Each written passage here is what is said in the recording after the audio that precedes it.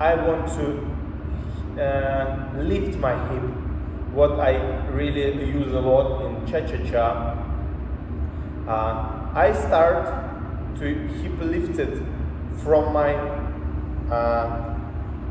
core muscles. As if I stay from my standing leg in neutral position or go to the settled position, and you see like pendulum action happens, and now I start to go to neutral position, and now I activate my side muscle. Yes, activate my side muscles to bring that hip much more higher. Yes, again, bring that hip much more higher. And very important to feel the control of your shoulders. It's not like that, no. Again.